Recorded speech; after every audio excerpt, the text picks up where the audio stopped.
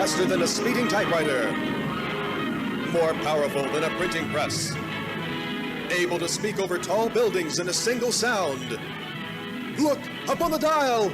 It's a conservative! It's a liberal! It's Supermouth!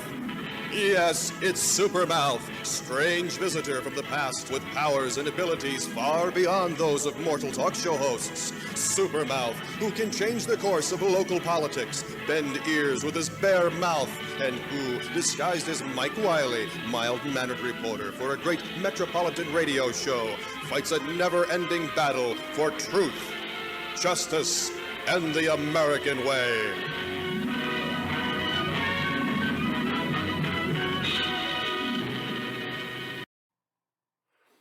You know, I was really good at political strategizing, and I was really good at campaigning and meeting with people, and I could have gone a long way in politics, but I had one fatal problem. I hate to ask people for money, and I was raised that way. My parents never asked people for money, never ask for money, never ask for money. Earn it yourself, earn it yourself. And one thing I found in politics was they told you got to raise money, you got to get on the phone and you got to call people and you have to ask people for money, ask people for money. The only problem is if you represent wealthy people, that's not a problem because wealthy people have money and wealthy people can give you money. But if you represent the average American, if you represent those who were downtrodden from economic distress created by the enemies of our nation, they don't have money to give you. They can only give you hope, and they can only give you your prayers. So I wasn't really good at that. But I realized that at some point in time, I'm going to have to ask for money to help pay for things to move this progression along of what we're trying to get done. And what we're trying to get done is we've developed two organizations. One is the Wiley Information Network, which produces this show and also does political consulting and business consulting as well. And we have one website, wileyinfonet.com, where you can go up and see and read all about me and my history and the background of all the communications that I had with people in different organizations around the states over the years. And then there's the Alliance of Free States, which is www.alliance-free-states.com/donate. And if you go to that page, you'll see a series of items that you can purchase, and the funds help go to pay for the production of this show and set up a potential surplus of funds to be used for those America First candidates that we find around the country that need help. And besides helping them strategize, and with my background, they could sure use, but they can't always afford that, and they can't always afford advertising. And so we have to try to figure out a way to help them. And sometimes the average person's not going to be able to get money from the wealthy people because they probably know they're not going to represent the wealthy. So there's three items that we offer. You can get all three as your membership, lifetime membership to the Alliance of Free States, which you'll see as time goes on how it's going to organize, or how it's organized, and how it's going to work in certain situations in terms of helping states free themselves from the blue zones so that they can have a representation in the Republic and not be part of what I will refer to as the Democrat Confederacy. And I'll explain that as time goes on as to what I've discovered. And it is my belief that the Democrats actually act like the Confederate Democrats of slavery and of the South. And it's an interesting concept when you look through it and see the similarities of what they do. So the first item is The Diary of Hitler's Right-Wing Conspirator. It's a great book if you're running for office. It covers 1993 to 1996 in my not only my campaign, but also the campaign of Pat Buchanan, who ran for president of the United States. And after I was removed and banished from radio for the rest of my life by Miss Hillary Clinton, after threatening to run against her in the U.S. Senate race in Massachusetts, she had me removed from the air. And the people from the Buchanan campaign in Massachusetts called me up within a week and asked me to come over and meet Pat and become his spokesperson, and I did. I was also a strategist, and it was my strategy, insane that it may have sounded, but it was actually perfect, and it got him from last place to first place in New Hampshire in 60 some odd days. There's another item, and this is a great item. I'm from Boston. I was born in Boston, grew up in Boston. This is the 250th anniversary silver coin of the Boston Tea Party, which many believe was actually the first act of true revolution in the country. And it happened 250 years ago, from 2023. It was in 1773. And this action was the major part of taxation without representation. Also did a lot to issue with about tariffs and how our country was to be not affected by international trade or the pressure of international corporations or international other countries who have affected us all our lives, and this is part of our problem. So that you can get separately, or you can get it with the book, or you can get it with a amendment shirt. This is the amendment shirt for Florida. You'll see it's got the Florida state flag. Florida Pirates is the terminology and tag for our group here in Florida. On here you've got the Betsy Ross flag, and in it says the Alliance of Free States, and it says, time to start over. Our recommendation is that we start over from scratch, take what the founders gave us, get rid of all the progressive bullshit, get rid of all the communist bullshit, get rid of all the democratic bullshit, separate ourselves from them, and go back to living the way we're supposed to by following the laws. And then, of course, there's the Gadsden flag, don't tread on me, okay, which came from South Carolina, and that was another flag of independence. The fact that if you step on a snake, you're going to get bit. You step on Americans, you're going to get bit. So we also have Texas, and we have Arizona state flags shirts done. These are in prairie brown because Texas and Arizona have quite a bit of desert. If you live in a section of Texas and you want the Texas shirt, but you want it in green like I have for Florida, because mostly all of Florida is green, except our sandy beaches. And we don't fight on the beaches. We rest and relax and go swimming in it. And then the Arizona flag, it says, Arizona, I'm your huckleberry. For those of you who are of the mindset will understand what I'm your huckleberry means. And the Texas flag is, of course, remember the Alamo.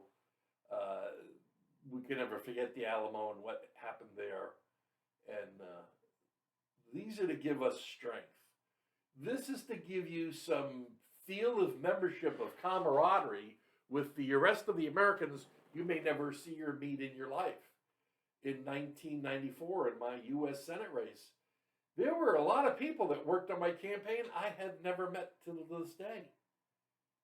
I never met them. But they would call up and they go, hi, Mike, we just want to let you know we're with the campaign. We don't have money to give you, hence the people, but we'll work for you. They put up their own signs on their highways and everything. And that was probably one of the reasons why we went from 1% in the polls to 25% in the primary in a matter of 90 days and forced a runoff with the brother of Hillary Rodham Clinton, who was polled to be massacred in the general election against Connie Mack. But I was actually polled to win the U.S. Senate race in 1994. And that scared the shit out of Hillary Clinton. And she came down and began to cause whole bunches of trouble. And then did her famous Mike Wiley's an anti-Semitic Jew deal, which of course was a lie, but hey, our enemies lie. That's how they live. They live on lies, but we live on the truth. So support the Alliance of Free States, support this show. I would appreciate it. And let's move forward. We've got a lot of work to do. Thank you. Good morning. I want to apologize for yesterday. We were doing a live stream at noon. That is the goal, to do a live stream. I still don't buy the concept of the live stream because you can't get a full audience with the live stream. Not everybody's going to turn and stop whatever they're doing at 12 o'clock on a Saturday afternoon to watch the show. They may watch it for 10 minutes, want to come back and see it later. A lot of people do that. And that's why after yesterday's technical difficulties of doing the show for about 45 minutes and then finding out it had shut off somewhere from the live stream 2 minutes after I started the show. So we're doing the show through our regular way, which is to produce it here in our studio. We have a separate software package for doing this show, which we're doing now. And then we have another package where we can put it together in the final produced format with any commercials and any other materials that we're going to add. So I'm not going to show you stuff today in the presentation, but you'll see it in the video because I'll be placing them in the right spots so you can see what I'm talking about. An interesting thing occurred. My mind always is working, and my mind's very logical, and I go from A to B to point C. And I was watching Tucker Carlson's show with Representative Higgins, I believe it is, from Louisiana. This guy used to be a police officer. He's a great patriot. He has taken the lead on discovering the scam of January 6th. And it's opening up into such a big ball of wax. Now, I did a similar show like this one over a year ago about the January 6th. Before anything came out about it, I knew what had happened. I knew what people did. I knew how the election was stolen. And I knew that they would have to do January 6th. So let me do this. Instead of me telling you about it, let me do a little, I don't know if the term is soliloquy or something, but let me do a little take as to what went on in the office of the President of the United States of Barack Obama in 2015. And I don't know who in the meeting was there, but we can bet all the top criminals of the Democratic Party were in that meeting. And I don't know if Hillary Clinton was in it, but she was in on the deal because she had already decided she was running for president in 2016. And of course, she had to defeat Donald Trump. And I believe that this meeting took place 1 to 2 days after Donald Trump came down the escalator and announced he was running for president. I believe that's when the doorbell rings went off and several things were placed into action. Now, before that date occurred, Barack Obama was president of the United States. He wasn't the legal president of the United States because he's not a natural-born citizen, and hence he couldn't run. Okay? Evidently, there was an issue with the creation of a birth certificate for him that could pass as legal. And the organization known as Perkins Coie, it's a law firm that was created in 1912, 1 year before all the 1913 bullshit started. And they've been basically in charge and control of the Democratic Party. They provide them all their legal fees, and the Democrats have to pay them for that. And evidently, they were controlling Barack Obama. If you read up on the information that's out there, you'll find that the woman who was the secretary to the president was actually an employee of Perkins Coie. And her job was to keep track of Obama. And I believe the reason why she had to keep track of Obama was because maybe these people didn't really trust this guy. I'm not going to explain to you what his proclivities were, but we all know who he was, what he did.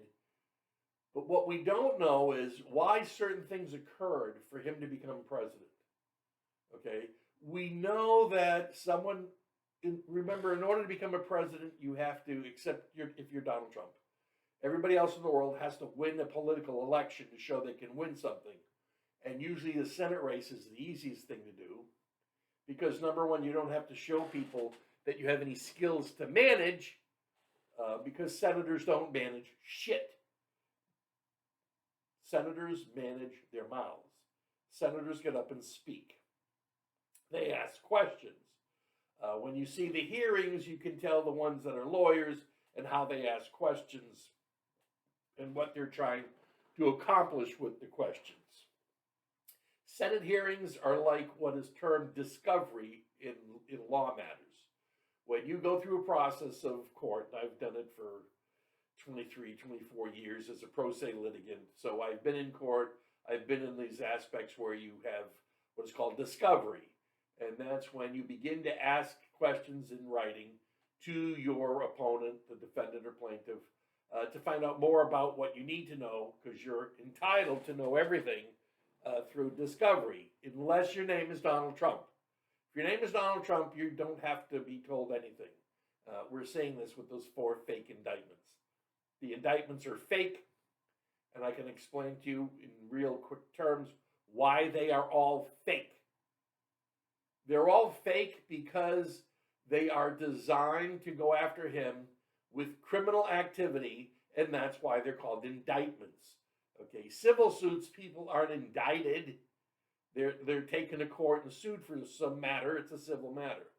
But if it's a criminal matter, you have to indict people.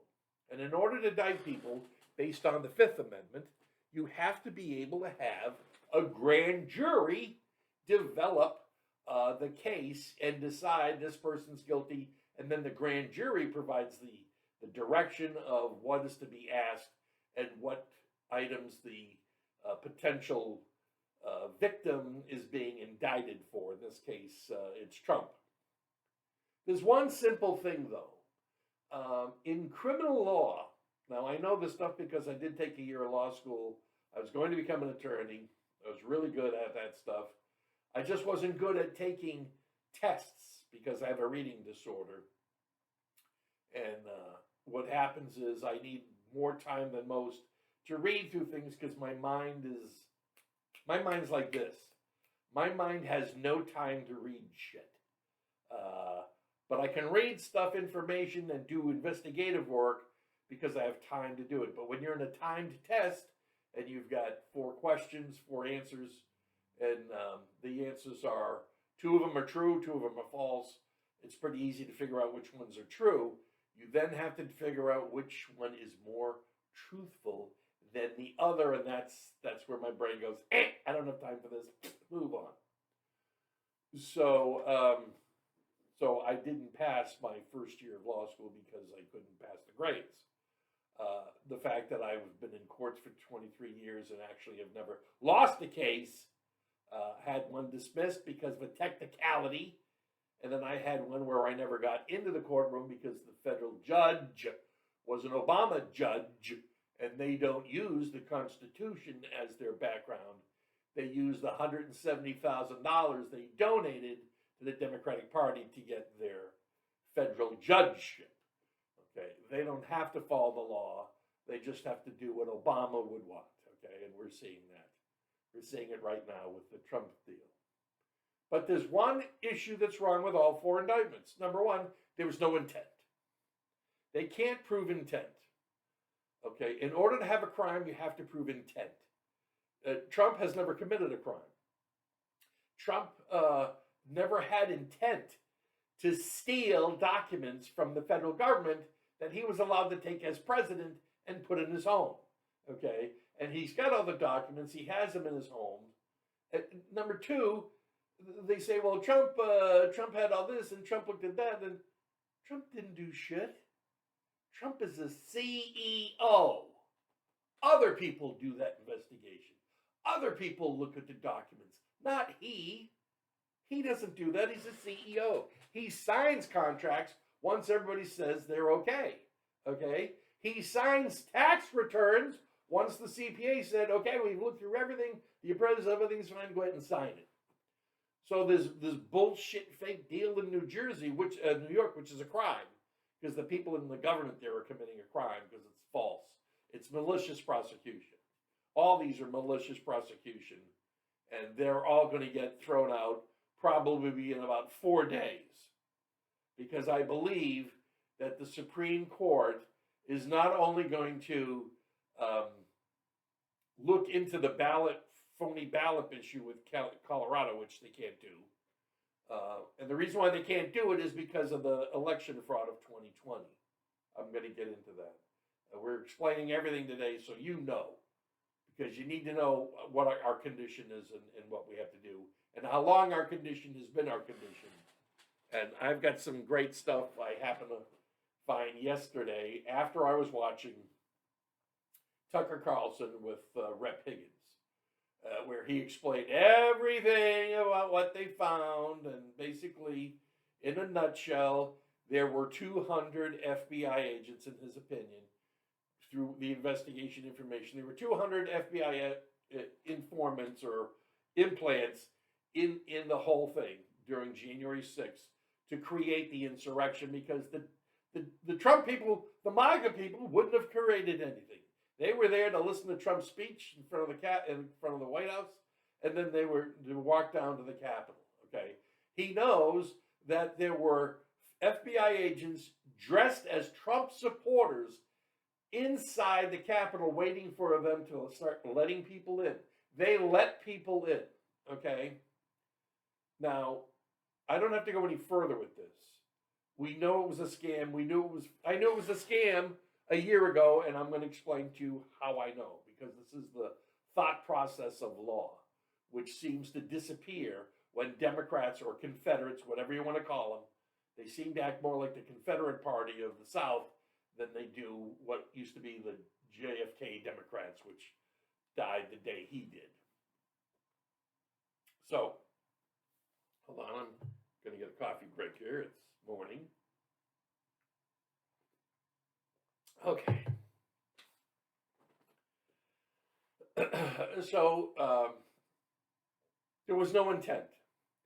Trump didn't intend to file phony information with his loans for Deutsche Bank.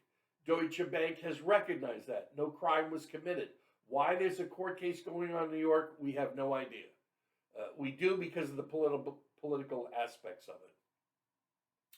And as I've mentioned before, the Democrats historically employ black people and Jewish men to commit crimes.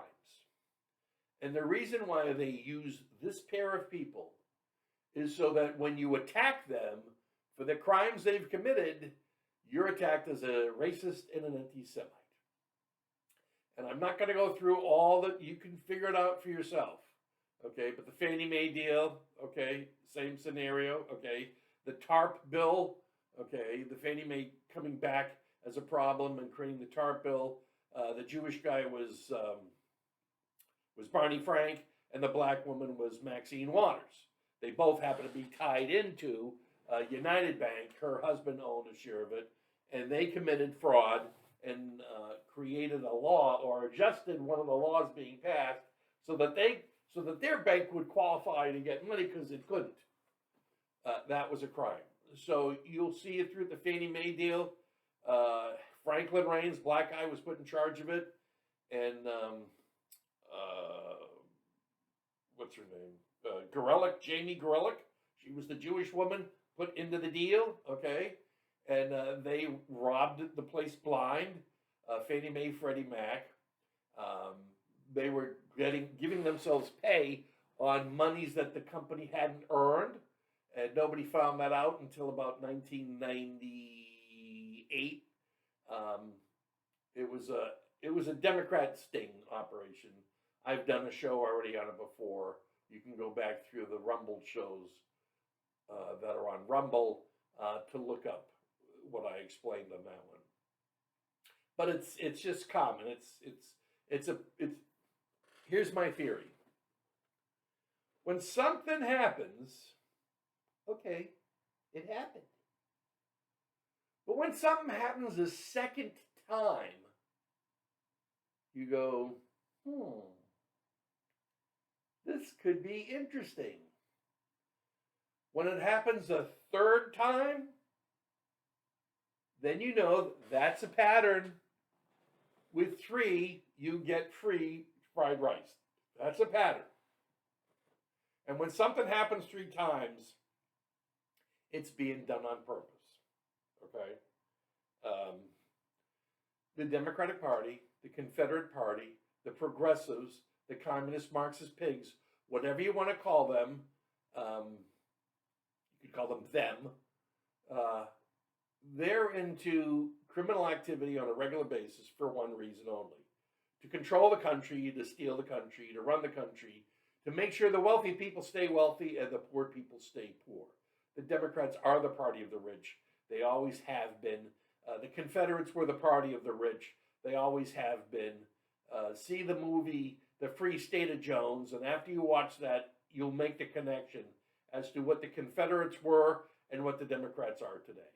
Same damn thing, and we're going to show you some examples of that today. Threes. What comes in threes? Stock market crashes come in threes. There was a stock market crash, a supposed stock market crash in 1929. There was a supposed stock market crash in 1987. And there was a supposed stock market crash in 2007. What did all 3 stock market crashes have in common?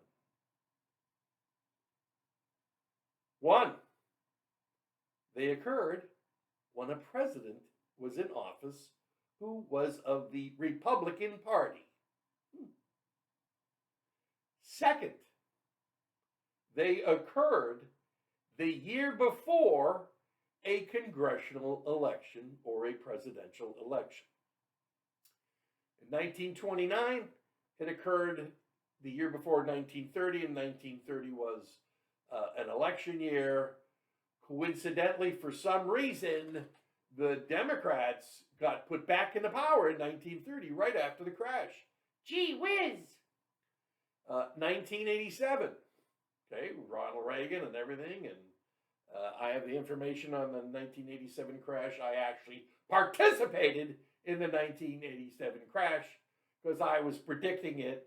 I had puts galore. That's an option where you figure the stock's going to go down. And then I let the idiot from Quick and Riley go, "No, not going to go down. Not going to go down." All right, so I sold all my puts and then watched the fact that I could have made $100,000 on Black Monday in 1987 in October when the stock market dropped 500 points, and then came back up. And the stock market crashes when the stock market crash is a crash. It's like a car crash. Okay, you get into a car crash. How long does the car crash last? The crash lasts for like 12 seconds, and then it's over with. And then, of course, 2007, we had a Republican president. His name was George Bush. And we had some Nigerian, Kenyan Indonesian named Barack Obama being passed off as an American. And he ran for president in 2008, and he won. And the nice part was that in all these scenarios, they all led to Democrat Congresses and Democrat presidents. But all 3 occurred while there's a Republican in office. And we're going to cover the crash in 1929 as part of this program because what I'm presenting to you is the fact that we as a nation were attacked.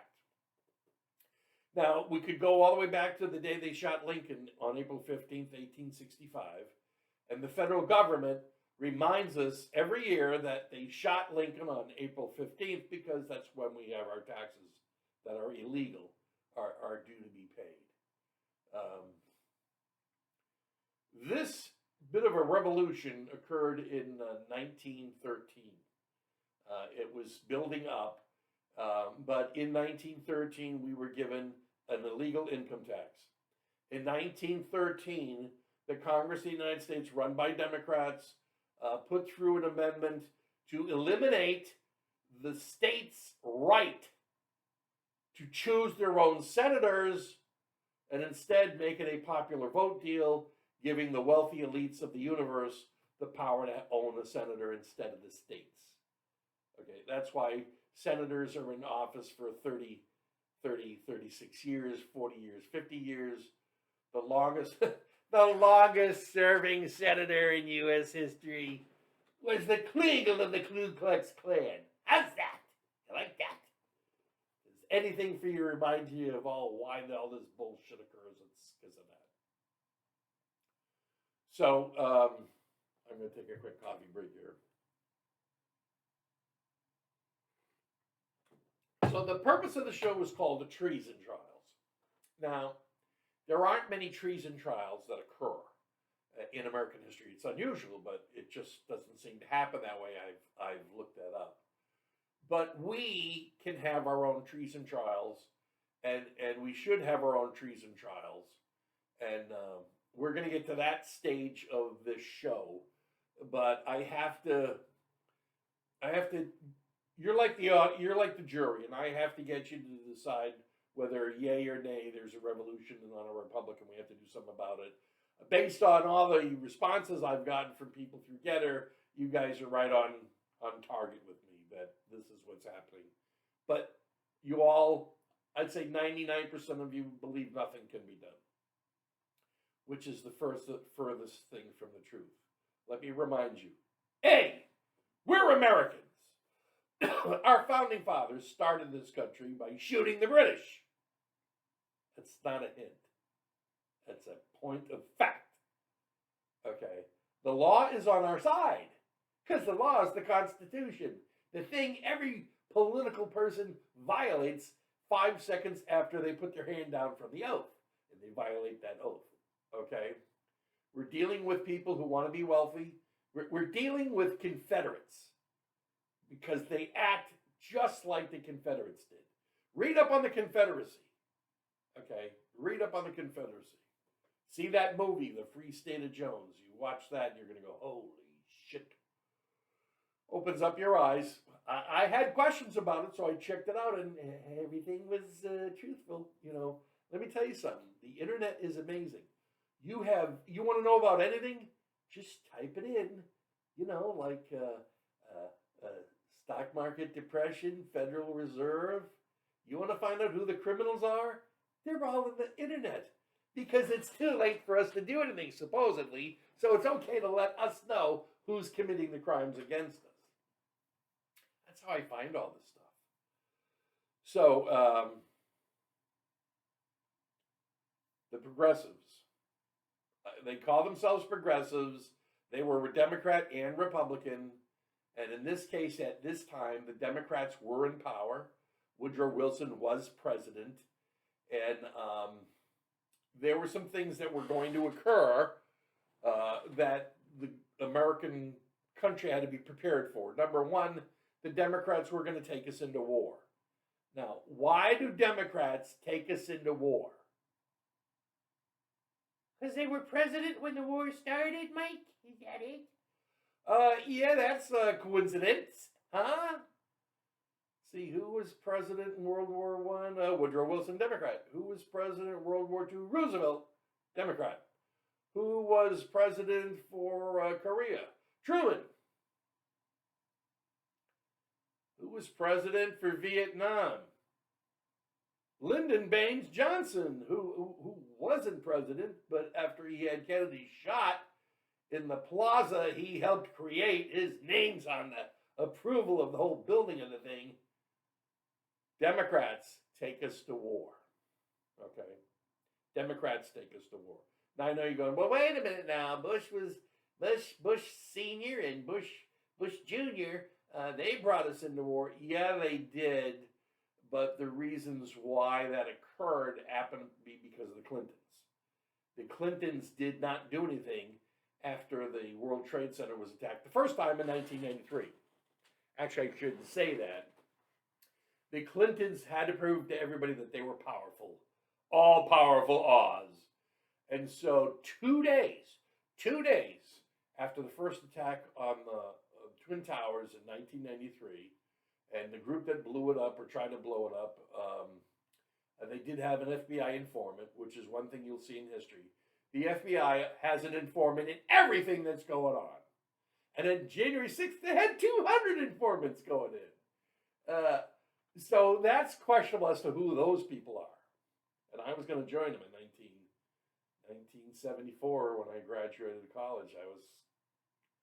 I had the interview all set up, and I had a guy in another company offer me a pretty nice job, and he offered to pay me $10,000 a year to start, which was, was a good starting salary because everybody else was offering me like $8,900 to start.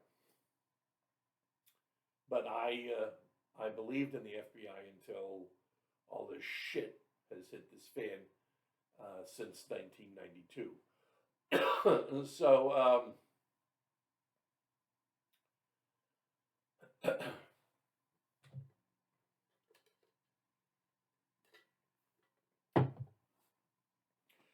so I'm watching Tucker Carlson with his interview with Higgins, and he's explaining all of this and all of that.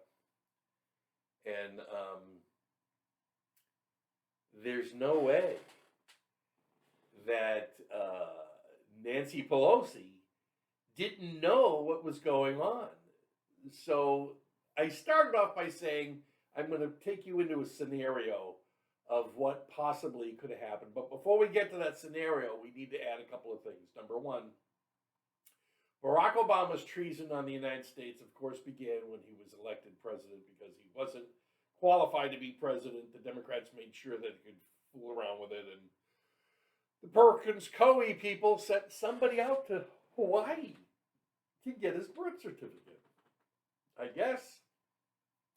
guess the people in Hawaii don't know how to use the U.S. mail, don't know how to use FedEx, don't know how to use UPS, don't know that they can send documentation overnight, Fed packages, whatever. No, they had to send somebody from Perkins Coie out to Hawaii.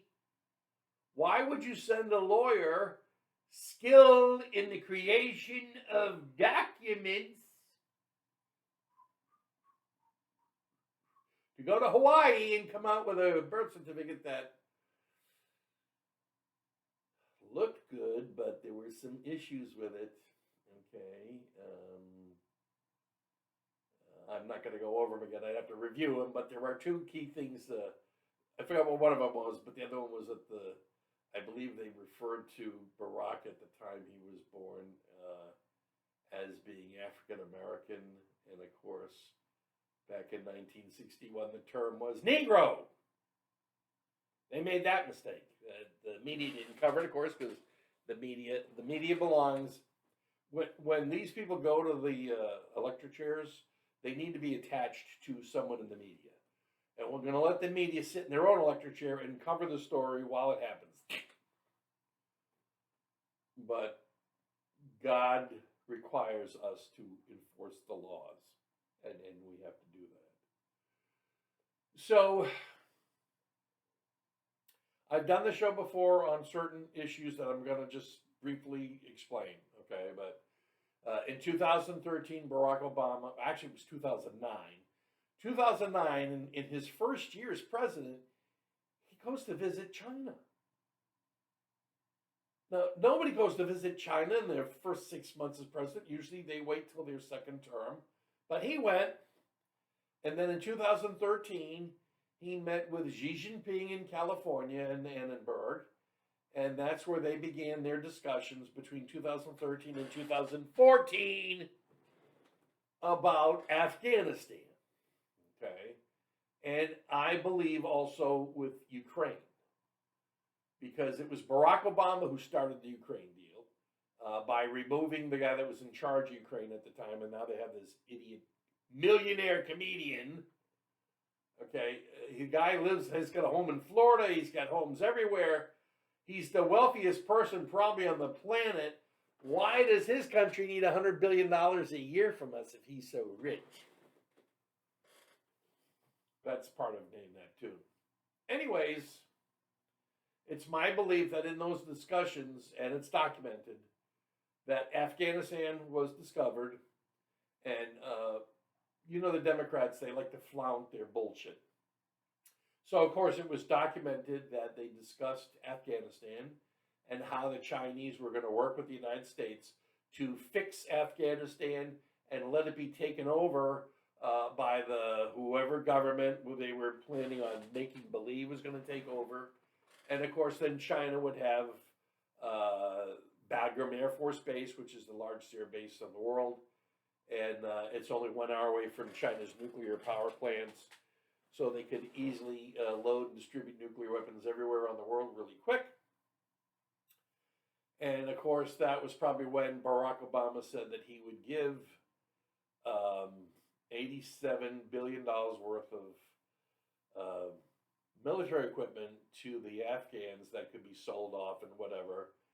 And at the same time, they would work a deal where they would go ahead and provide billions of dollars of military equipment to Ukraine. And instead of asking Ukraine, which supposedly had no money, but say, look, you guys have trillions of dollars of coal reserves and metal ores and oil and gas, and you also have rare earth minerals. And so why don't we do this? We'll trade you. We'll trade you $100 billion worth of military equipment, and you send us $100 billion worth of your minerals. No, instead we'd say, never mind. Save those minerals for China. Because after your country's destroyed through this war, China's going to come in and do their road and belt bullshit and make believe they're going to take care and rebuild your whole, they'll rebuild your whole country. And you'll give them the $500 billion worth of whatever it is, of minerals. Don't give them to us. No, our American people, they can afford to pay you $100 billion.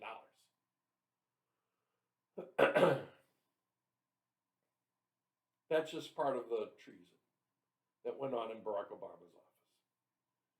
All right. Then the issue came up after, what are they going to do with Trump?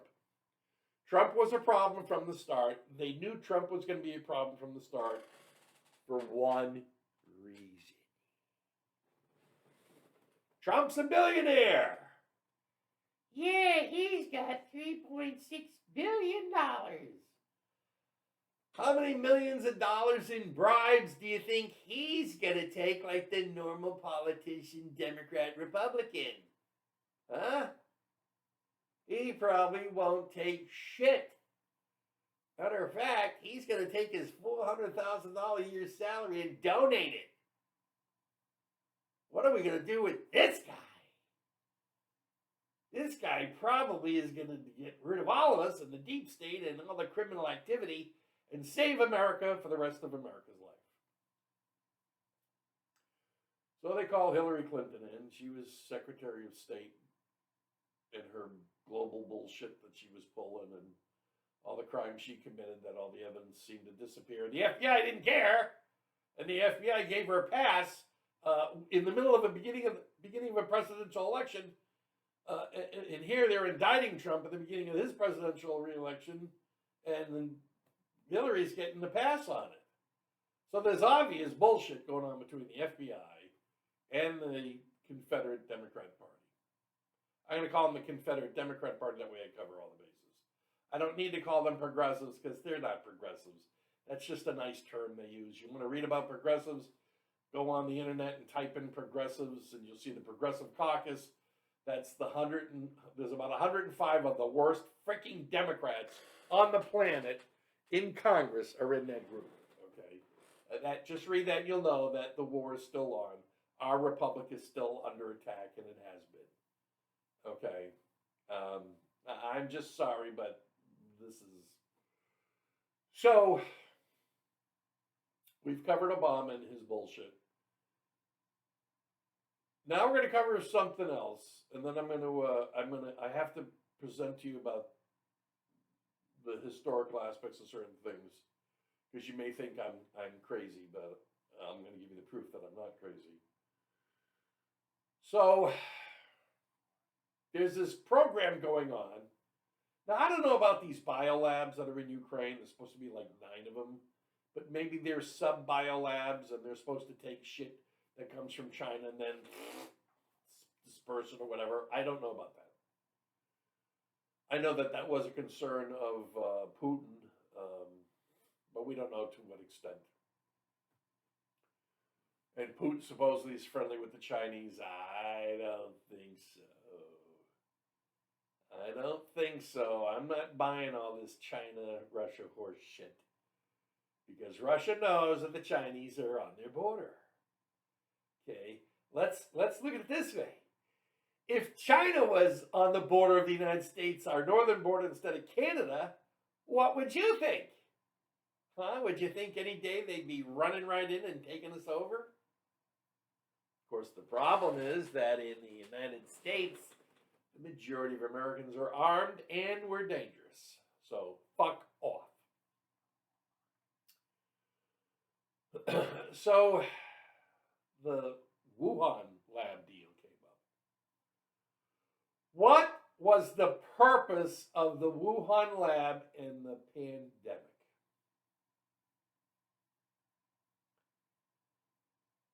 There were some very interesting meetings going on in the White House, in Barack's office, as to what they were planning to do to our nation and the world. And I have the feeling that the Wuhan virus wasn't really first thought to be used for election fraud in 2020, because that was 2020, and they were kind of hoping that Hillary Clinton would win the presidency in 2016, and that 90% of America wouldn't hate her guts like they do. And so they came up with the Russia hoax deal and all this other shit for 2 years, 3 years, 4 years, going after Trump, everything. Well, anything they do to destroy his presidency. And then, of course, our country. And I actually believe, and I'm going to show you, as this goes on, I'm going to flip on, when I reproduce the show and I put these items in, I'm going to reproduce the documents I have. I have a document that shows the death of 1.3 million Americans due to COVID.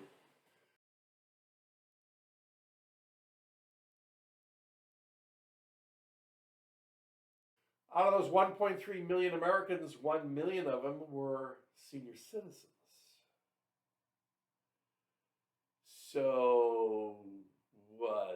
Let's see, 1.3, 1 is about 7, was it like 75%?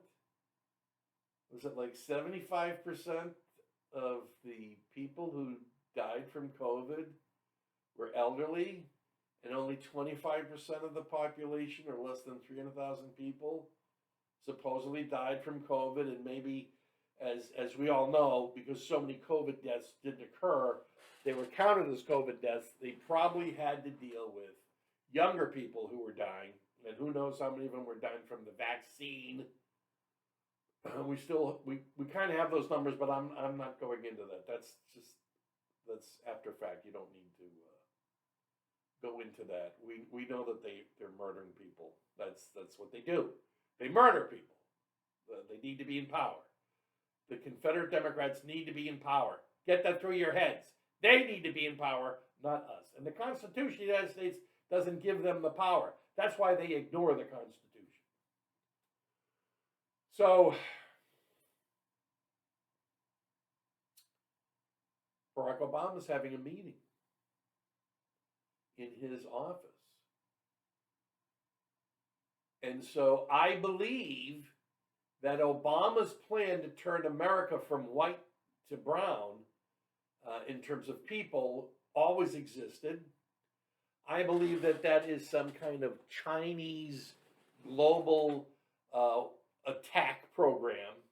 And we're already seeing Holland, the Netherlands, Sweden, Poland, Hungary go, fuck no. And they're shipping all these assholes out because all they're doing is committing crimes. And they want to get these people out of their country. And we have to do the same. Right now, we've got about 12 million people that need to get rounded up and sent out of the country. Okay? I don't know who we're going to get to pay for all their expenses we've been putting up for. You know, the $5,000 gift cards, the free airline tickets to wherever they want to go or wherever they're being supplanted for voting purposes. But it's a seed program. It's a replacement program. So let me ask you this. How do you replace 1 million seniors that will be gaining or getting $240 billion in Social Security over the next 10 years? Okay, because we figure on average all of them from ages 55 to 80 would last at least 10 years on average because of the number structure. And you'll see that schedule that'll come up.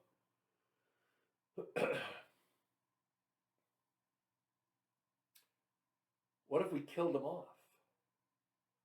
What if we killed off the senior citizens? We can't go in and beat them up or kill them or whatever. But what if we go ahead and we go find all these people as senior citizens and make sure that they vote even though they didn't? And let's kill them off. And then we have $240 billion we can use to pay for the new people we're sucking in over the border, because once we steal the election in 2020, now this discussion is not happening before the 2016 race because they're still thinking Hillary's going to win. No matter what Hillary did, she couldn't cheat big enough to lose the race. Evidently, too many Americans hate her. Joe Biden's a nice guy.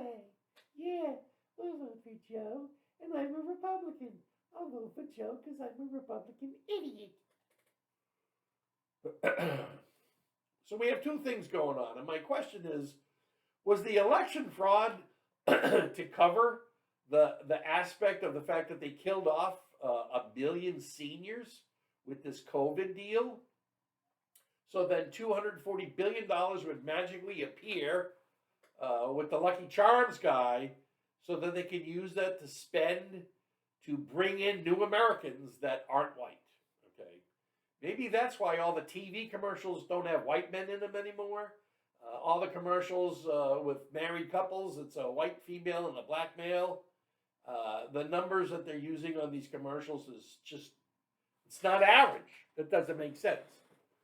So that means fascism is involved. That means all the advertising companies, all the corporations, everybody is in on this fascist deal to take and change America from being a majority white nation to a majority brown nation. That still could be a problem for them. And one of the reasons is they're going, oh, well, Hispanics are brown or they're white. There's two types of Hispanics, but if we can get all the brown Hispanics to stay Hispanic, we'll be in good shape. Well, you know what? Nobody ever said Confederate Democrats were smart. Okay? There's one problem that the Democrats have totally forgotten about in this whole freaking plan of theirs.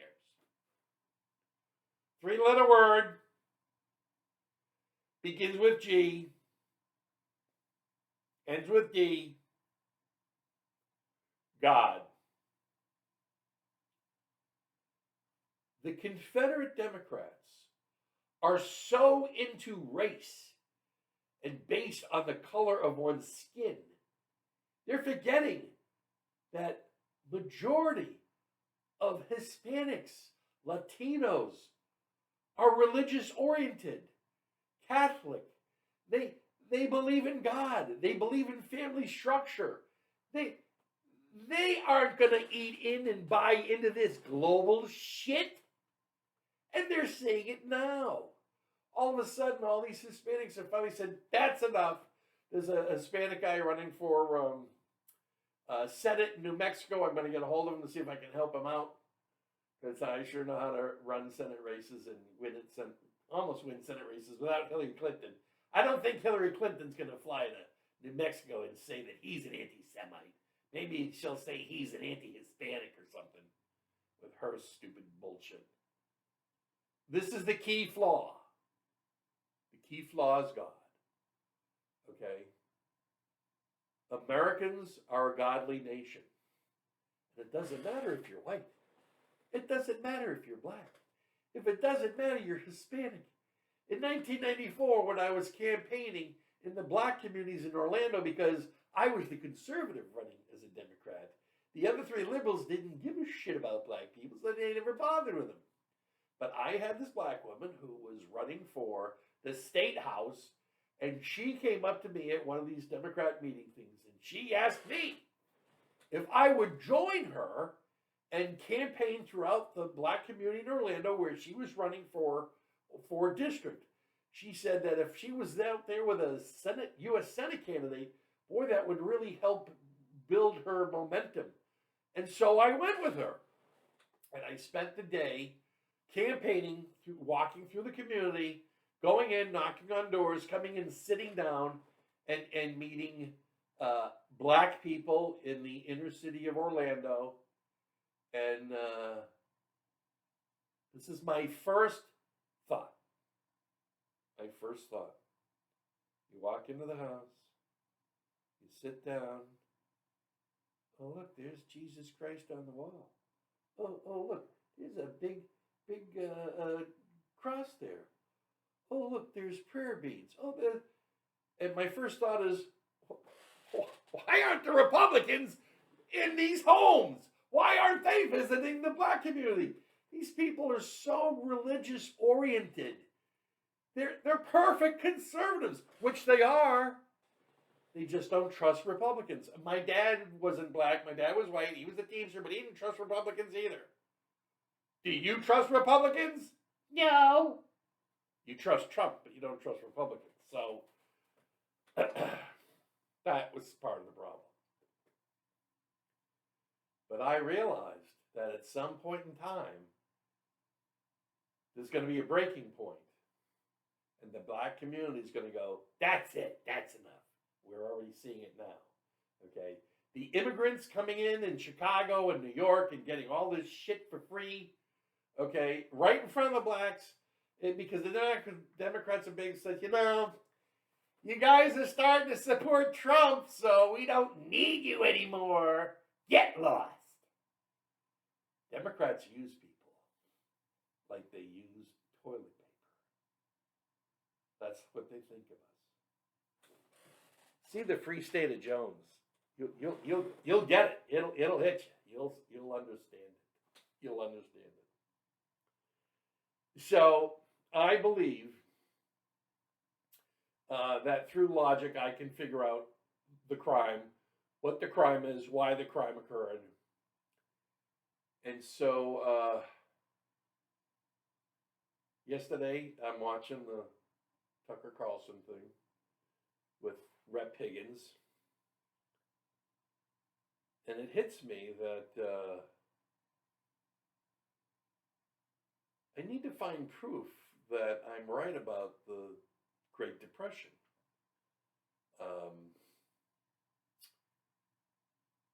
I know, it was a commercial for the History Channel or something, and it was about the Great Depression. I thought, let me watch this. So I'm watching it, and all of a sudden, bing dong, a whole bunch came out. And I said, I need to look into this a little bit further because here's how I work. All right, first of all, let's just jump to January 6th. Why did I know January 6th was a fix from the start? From the start. Because I knew what the importance of January 6th was. January 6th was the day the joint session of Congress comes together and they determine if the electors chosen from the states are legal electors or should be they pulled for any specific reason. Okay? Now, I saw the election fraud in 2020. I investigated the election fraud of 2020. I did several shows on it. You can see them up on Rumble. They're on Rumble at the Wiley Information Network, that channel. And you can go through and see them. You can read and see all the stuff I've already presented about it and how I knew this stuff was going to happen. So,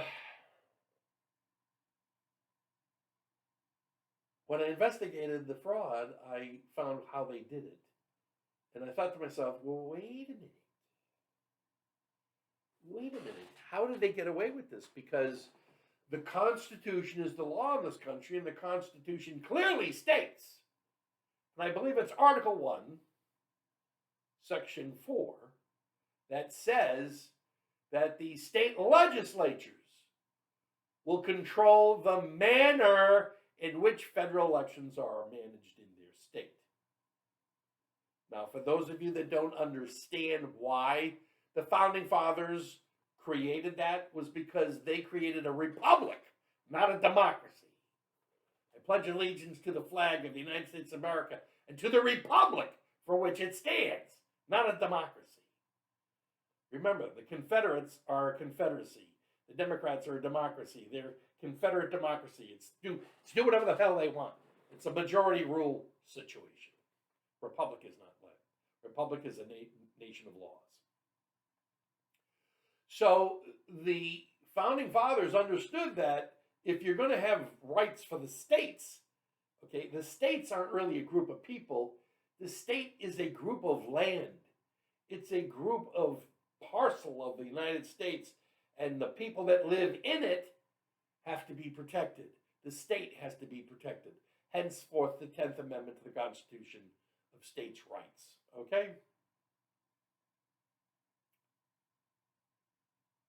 So now, the state of the 2020 election, the Perkins-Coie team is out there trying to sue. What they do is they take they started this thing called Democracy DACA, which is a democratic functional fraud, and they are supporting another Democrat functional fraud called Priorities USA. They're the ones that are designed and to commit all the election fraud with the voting and the ballots and everything. Okay, you want to take me to court? Go ahead. I can prove what you guys did because I know, I saw it, I found it. So of course the deal was that there was going to be a plandemic. Now, when people call it a plandemic, they're absolutely right because it was planned. And the biggest proof of that was this guy, Mark Elias, who was Hillary Clinton's Russia hoax guy. Okay, they always use the same murderers. Okay, and he's also Jewish. I can't stand these Jewish people that commit crimes. It drives me nuts. And I'm Jewish. See, Maccabee. I'm the Maccabee battalion. You want to know who the Maccabees were? Read up about Hanukkah, the Jewish holiday that gets celebrated around Christmas time. Okay. They're a group of Jews that decided that they wanted religious freedom. They were freedom fighters. They were the beginning of freedom fighting. They would go up into the hills at night and then come down and chop the Syrians up into little tiny pieces and leave all the pieces for everybody to find. And then after about 2 years, the guys are going, okay, we've seen enough. We're getting the hell out. And Israel was free. Oh, I'm sorry. Was it? No, it wasn't Palestine then. No. When was it called Palestine? Oh, yeah, after the British came in and came up with that name. And actually, Palestine was named by the Romans in 60 A.D. And it was called Syria Palestinia, which leads you to believe that Palestine was in Syria. not Israel. I'm not going to go through that. That's another fake bullshit deal going on in this country and around the world. So, this guy, Mark Elias, is filing these lawsuits, fake lawsuits. Okay, you can tell it's a fake lawsuit when a law firm that owns and runs the Democratic Party is helping one nonprofit Democrat organization sue another Democratic organization so they can sue the Democrat Secretary of State of Pennsylvania, the Democrat Secretary of State of Michigan, the Democrat Secretary of State of Wisconsin. You have 3 states where they have Republican state legislators, and they didn't change the method of voting, the manner in which it was to be done. They never changed it. But the Secretary of States and the governor of Pennsylvania made decisions to change the way they were going to do the election illegally. Illegally. Okay, and the purpose was to allow these millions of mail-in ballots that were going to be used in 2020. We had to make sure that you couldn't throw them out if the signature didn't match, because the fraud ballots, the signatures aren't going to match. We know that, so you can't count that. And it may not have been mailed, so even though there's no postage on it, it doesn't matter. And we know that they're going to come in late because we're not going to know how many we need to shove down everybody's throat to make sure that Biden wins. So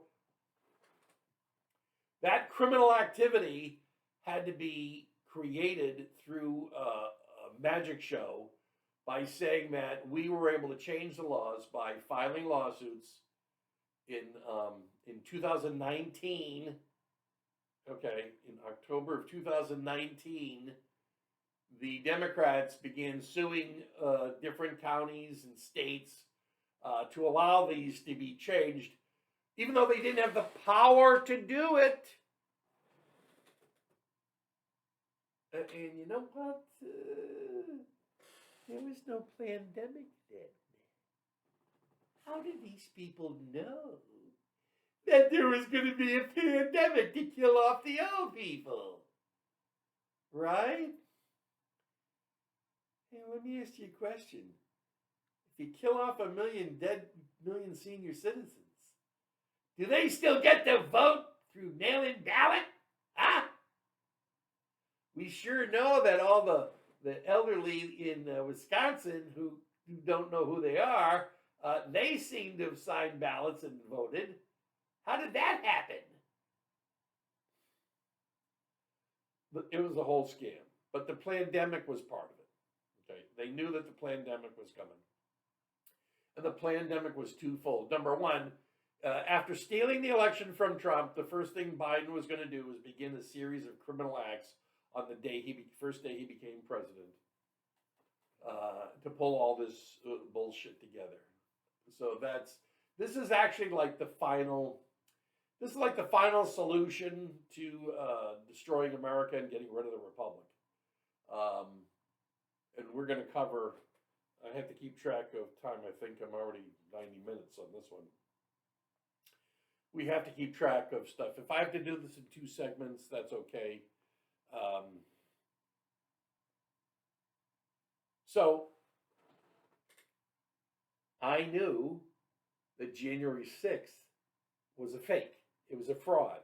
It had to be, because I knew that the process of the election isn't finalized until January 6th. They can pull all the bullshit they want and see what they can get away with. But this documented fact, and to really understand what I'm talking about, go up on the internet, type in Congressional Record. Okay, it'll take you to the website for the Congressional Record, and you type in these dates. January 6th, 2021. And you will get a statement. You will get the proceedings of what went on prior to the attack of the FBI on the Capitol. The FBI basically attacked the Capitol. That's what they did. All right. That's what they did. Now, I knew that when they say Donald Trump tried to interfere, okay, they were obstructing justice or obstructing Congress or they were obstructing a governmental proceeding. And I've got the documents here. I'm trying not to get too much into documents, but the point was, I just looked down here and saw the stock market crash 20, which I'm going to cover next. But the point was that they knew that Trump had something the Democrats have never had. But in 1876, there was this conglomerate of bullshit in the election fraud. And so that race had to go to the House of Representatives.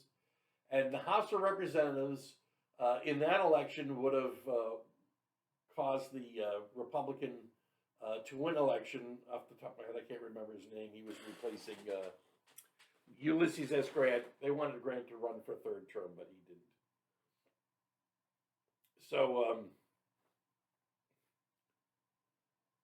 it goes into the House, and the House votes, and there were like 9 Confederate states or 3 Confederate states that were holding up. And the agreement ended up turning out being that the Republicans made an agreement with the Democrats to go ahead and eliminate Reconstruction. And besides eliminating Reconstruction, they would also remove all the federal troops that were in the South to protect blacks. Okay? Because it was very important for the Democrats, who are still the Confederates, to make sure they could do anything they wanted to black people and get away with it. And they couldn't when the Republican troops were in there. So the Democrats knew that if they're going to steal the election, they still have to come up with something to do to prevent the election turnover in the Congress.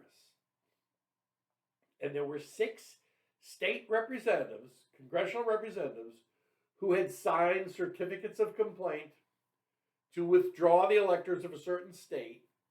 And each one of those was also signed by a U.S. senator. So they knew that Republicans were going to make this whole bullshit go away, and Trump would be reelected by a vote of 27 to 21 in the House. And the way that works is the House votes, like in Massachusetts, there's 9 congressmen, they're all Democrats. So instead of it being 9-0, it would have been 1-0 for the state of Massachusetts, because the states vote, not the people. There were 27 states that had Republican majorities. Trump would have got those 27 votes. There were 21 with Democrat majority. So Biden would have got 21. Trump would have won 27 to 21. Michigan and Pennsylvania had 9. Had the same amount of reps, so they would come out as a 0 vote. So the Democrats knew the day they were planning the pandemic and the day they were planning to steal the election in 2020 to prevent Trump's reelection, okay, they knew that January 6th had to be taken care of. They knew they were going to have to do what they did 2017. The attack on January 6th had been planned months, years in advance. They knew it was going to happen. Barack Obama's sitting there and go, okay, here's what we got to do. We got to steal the 2020 election.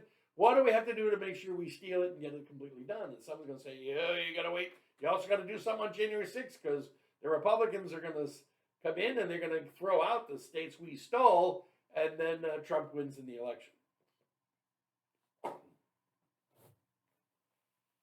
Excuse me. So they had it all planned. It was all said and done. That's why the guy named Trump asked for 10,000 National Guard troops to cover Washington, D.C., But Nancy Pelosi said no, because Nancy Pelosi is a conspirator. She is a guilty party of this whole scam. All of them are. And that's treason. They committed treason, they committed sedition, and they all need to be electrocuted and toasted. All right? That's how I knew that January 6th was fake from the beginning. Trump's speech wasn't fake, but her coming up with the January 6th committee and then not allowing the leader of the Republicans to choose the 3 or 4 people from the Republicans that he wanted on this committee. Nancy Pelosi said, no, you can't. Jim Jordan couldn't be on the committee because Jim Jordan would have ripped his shit out of the whole thing. Okay? Jim Jordan couldn't be on that committee. But Lon Chaney, that's Chaney's daughter, Lon Chaney, she also was the monster in a couple of Frankenstein movies. Her and the crybaby from Chicago, Kinzinger, whatever, they were in on the game. They too belong in electric chairs. Everyone involved in this whole process gets toasted. Everyone gets toasted. They have to be toasted for the specific reason is that they committed a major crime against the United States and it can never happen again. And all of their wealth, all of them, Obama, the Clintons, all of them involved with this, all their money is going to be, all their assets are going to get pulled into the Treasury, and the Treasury is going to pay off as much of the $35 trillion that they can get. They may be able to only pay off $1 trillion of all their money, but it doesn't matter. It doesn't matter. Now, I made a comment, and I'm going to show you you'll see the graphics when when you're watching this, you'll see the graphics come up. But I found this thing about the golden age. And it was the golden age of black entrepreneurship.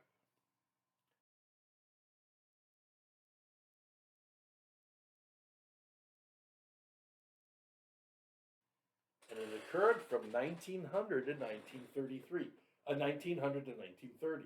For some reason, it ended in 1930. It went 30 years and then all of a sudden it just stopped dead. You know, as if like some depression was created to stop it.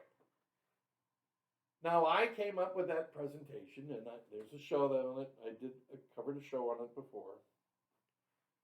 And I believe that the Democrats did this on purpose. They created the Depression for two reasons. Number one, the Confederate Democrats could not allow blacks to be free and wealthy and build their own business empire, which is what they were doing for 30 years. That's not allowed under Confederate Democrat law. Okay, that's why I call them Confederates, because that slave mentality in their minds is there today, and it's never going to change. And that's why they're important 15 million future slaves to replace the white people that won't be slaves. Sorry, but that's the way it is. Unfortunately, for the Democrats, there's going to be a lot of Hispanics, and there's going to be a lot of blacks that have had enough, and it's starting to get that way. That's why I'm concerned about the 2024 election, because I think the Democrats, in all that they do, have no problem. They killed Lincoln, they killed Kennedy. They'll have no problem killing Trump. Not at all. They tried to kill Reagan. So I came up with a theory, and I based it on everything I saw. And then I thought, you know what? Let me just read into this stock market crash, just to make sure I'm not stupid. So bear with me as I go through this. It's not a lot. But you have to understand how I think logically. It's the way I have always been. Okay? Stock market crash in 1929. On Black Monday, October 28th, 1929, the Dow Jones Industrial Average declined nearly 13%. So what? The Roaring '20s roared loudest and longest on the New York Stock Exchange. Share prices rose to unprecedented heights. Is that bad? The Dow Jones Industrial Average increased sixfold from 63 to 381 in September of 1929. Okay, what's next? There's a correction coming. But let's call it a crash. Let's call it a crash. We got people in the media. Of course, they didn't have TV back then, and they didn't have internet, but they had radio and newspapers. After prices peaked, economist Irving Fisher proclaimed stock prices have reached what looks like a permanently high plateau. Does that mean that they will never, ever get above that again? So I'm going, who the F is this guy? Let me tell you who Irving Fisher was. Irving Fisher was an American economist. He was a statistician. He was an inventor. He was a eugenicist. And he was a progressive social campaigner. Okay, remember, progressives are people that are enlightened. Okay? You know, like today's progressives, like AOC, she's really enlightened, huh? The squad, they're all enlightened, huh? These people aren't enlightened, they're lunatics. So, Fisher's got all this wonderful thing about him, and,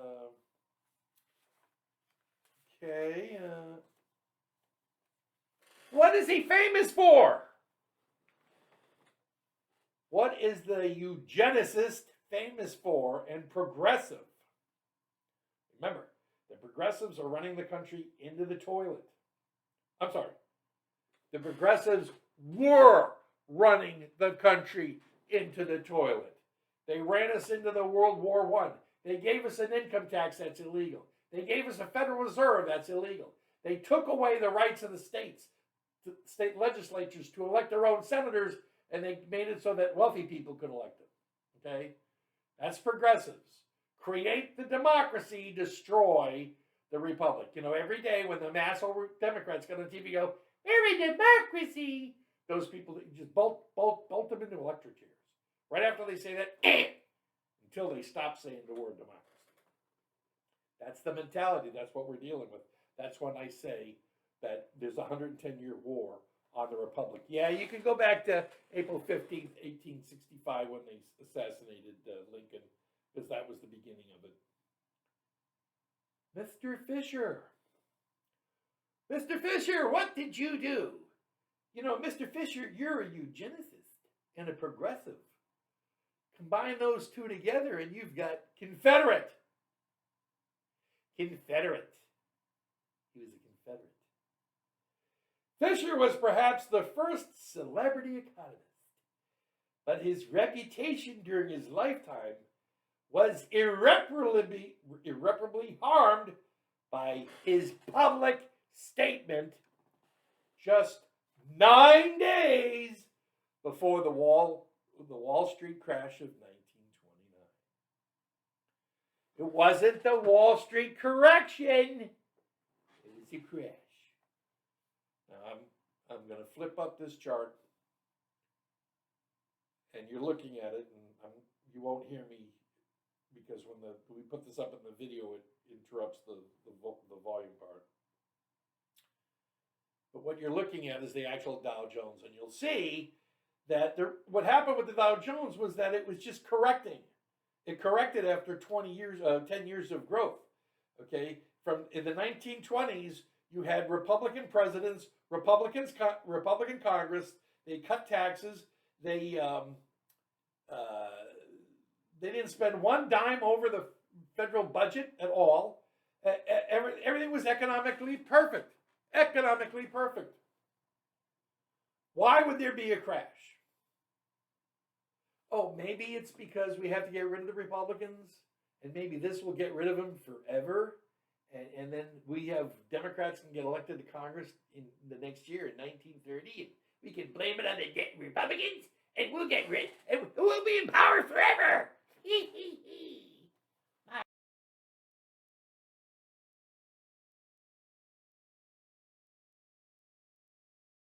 My pretty. The stock market had reached a permanently high plateau. Permanently high plateau.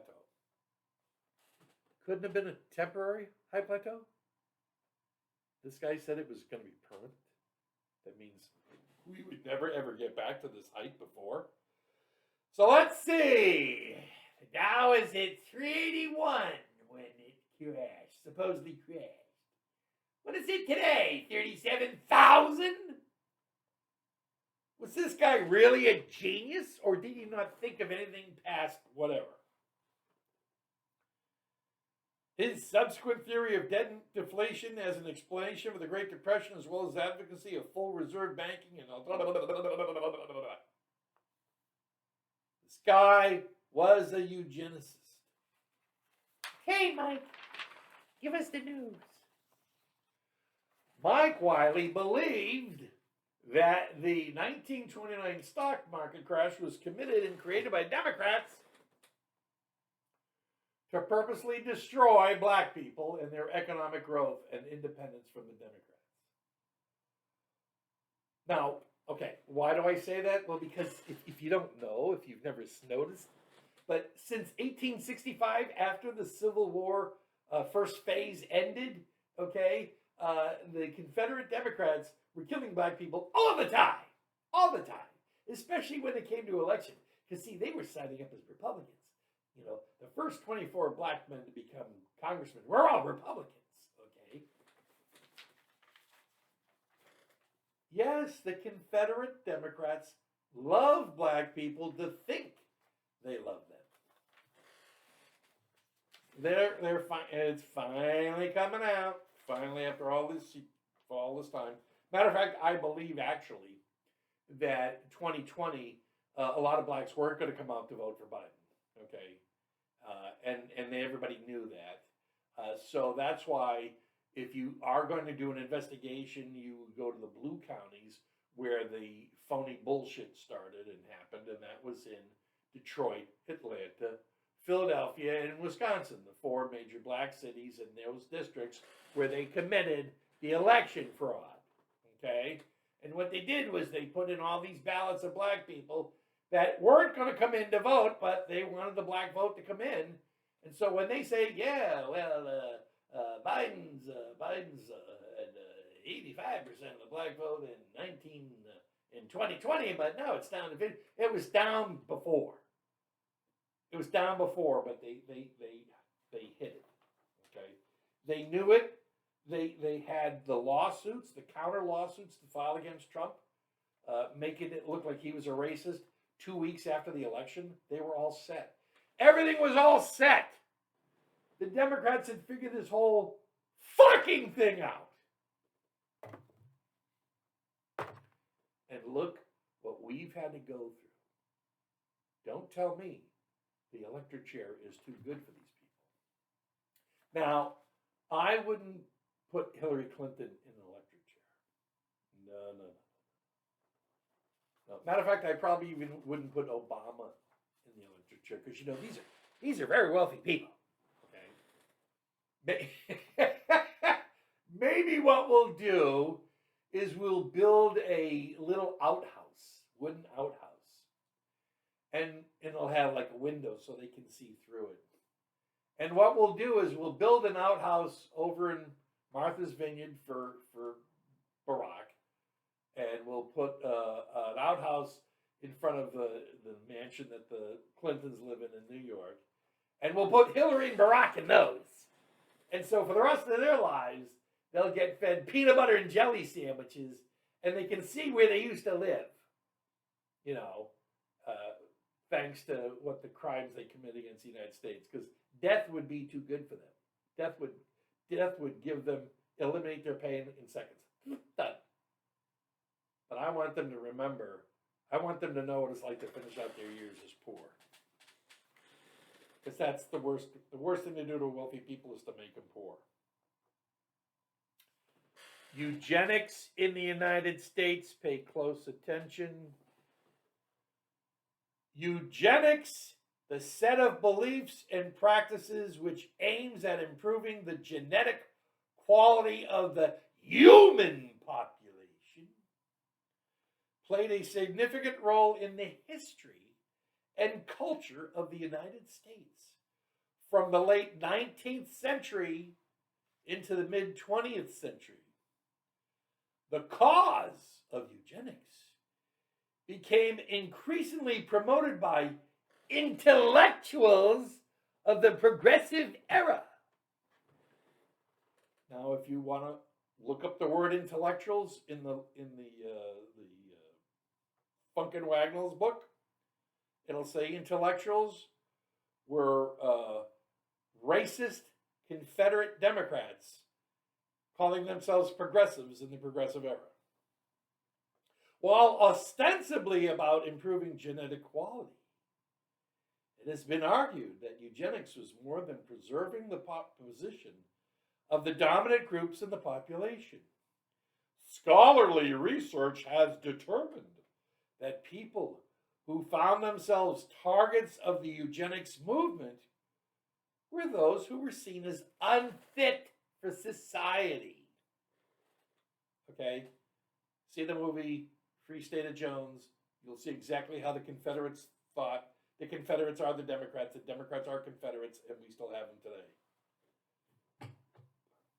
I'm telling you, this mentality of theirs hasn't changed. We've just allowed it to merge or go off into something else.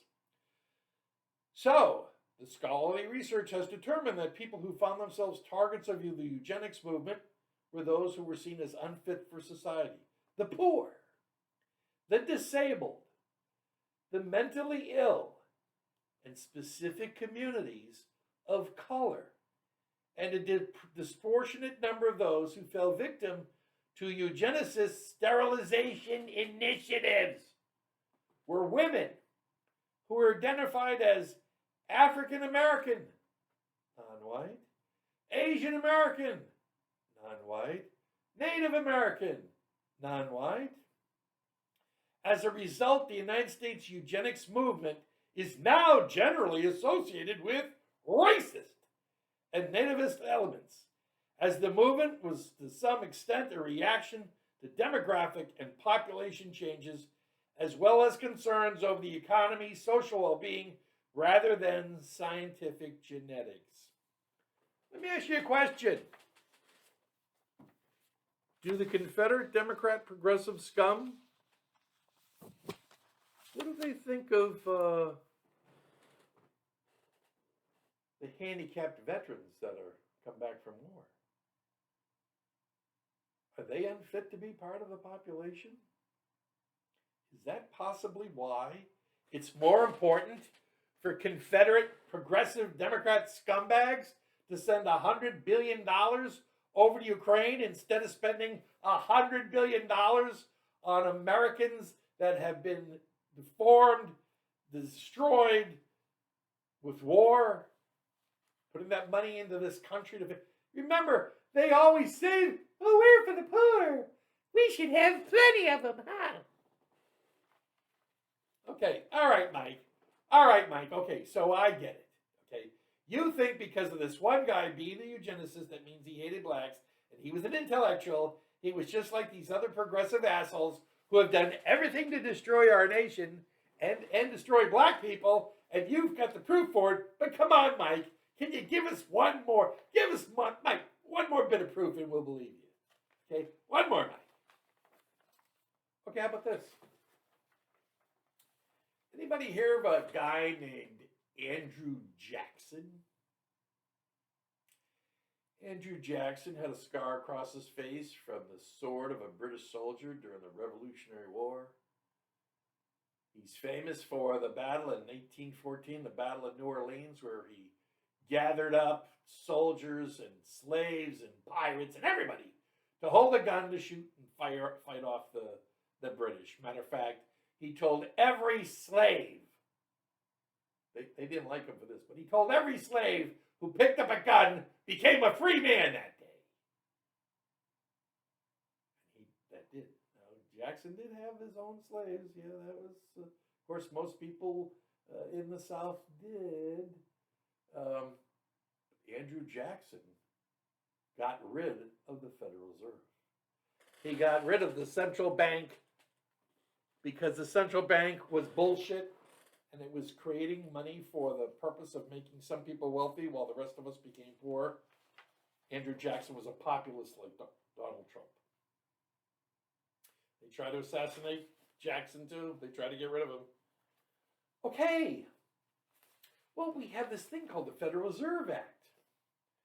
The Federal Reserve Act is legislation in the United States that created the Federal Reserve System in 1913.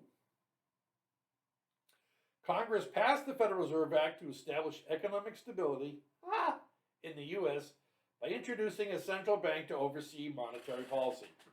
They created the Federal Reserve to be able to control the economy the way they wanted it. And if they wanted to steal money from the Americans, they came up with the tax code first.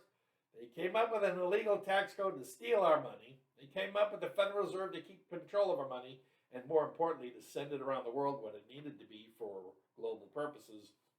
Okay, because remember, you've seen Joe Biden, you've seen all the bullshit they've done, Barack. Okay, here's what you do. Global initiative with the Clintons. You send money from the United States overseas. So let's say you send $1 million overseas. 100,000 of it comes back in a check or an ACH into your bank account from somebody, and nobody sees it. Nobody sees it because it's transferred through, say, the Cayman Islands or something. Democrats make money by sending our money overseas. That's how it's done. That's why Barack Obama decided to invest more money in federal foreign aid instead of NASA, because NASA didn't have a kickback program. Did it, Barack? That's why you got rid of the space shuttle and everything. How come we don't have a space station? Huh, Barack? Fucking piece of shit. So the Federal Reserve is the culmination of several periods of economic tumult. Okay, so we have them. We have economic tumult, okay? All right, we don't have to go into what the Federal Reserve System is or what. It's the 12 banks and blah, blah, blah, blah, blah, blah, blah. But we do have to mention this.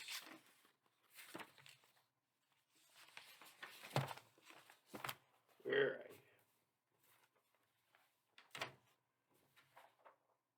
you? Okay. Mike, you think that eugenists who hate blacks are progressive, elitist liberals, whatever you want to call them, Confederates, that they purposely created a crash to kill off the golden age of black entrepreneurship. Blacks, on their own, created their own businesses, their own insurance associations, everything. They doubled the amount of black businesses from something like 4,000 to 8,000 in 4 years. They were able to do all this on their own? Why, that's supposed to be impossible.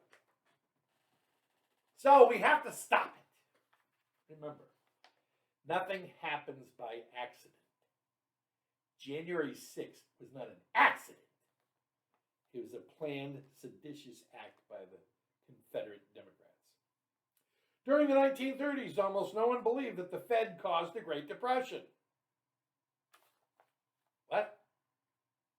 What? You mean the Federal Reserve created the Great Depression? Is the Federal Reserve, let's see, was the Federal Reserve created by Democrats? Yes, it was, Mike. Did the Federal Reserve Great Depression, help Democrats or Republicans? Got Democrats elected forever. Do you understand what we're up against? This show's going to be 2 hours. I'm sorry, but it's just... During the 1930s, almost no one believed that the Fed caused the Great Depression. After a path-breaking study of Milton Friedman and Anna Schwartz, published in 1963, the economics profession gradually changed its views. By 2002, even a top Fed official like Ben Bernanke conceded to Friedman.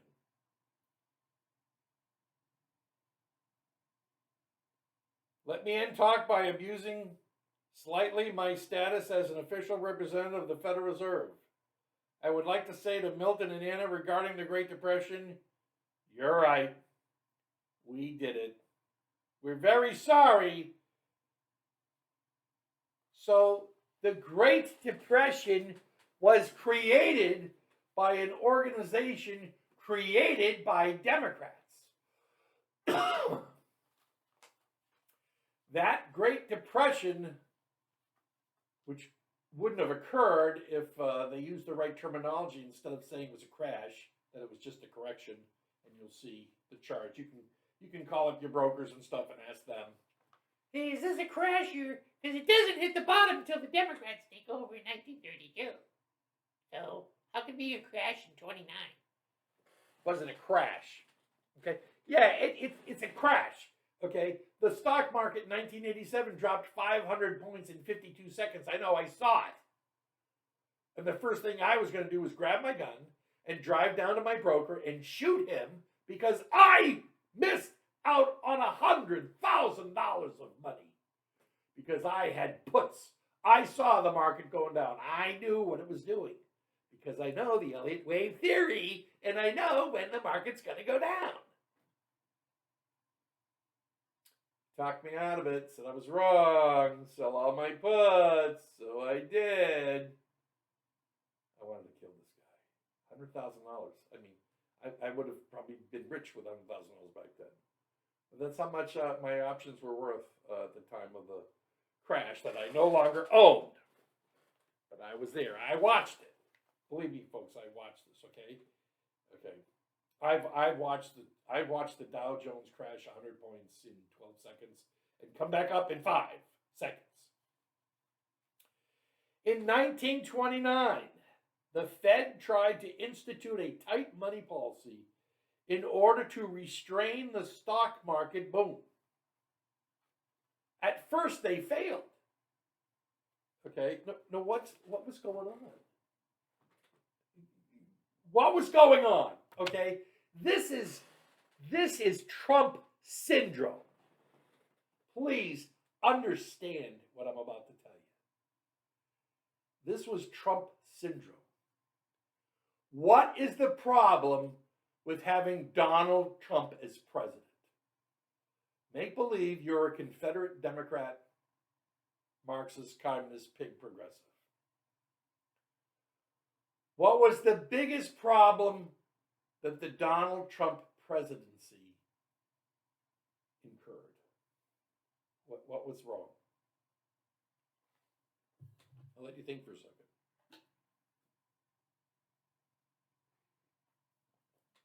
Black people were making money. Black people were getting rich. Black people were growing economically for the first time in a long time, and they loved it. I have many friends, black friends on Facebook that own their own businesses. These guys are independent, do whatever they want because they have freedom.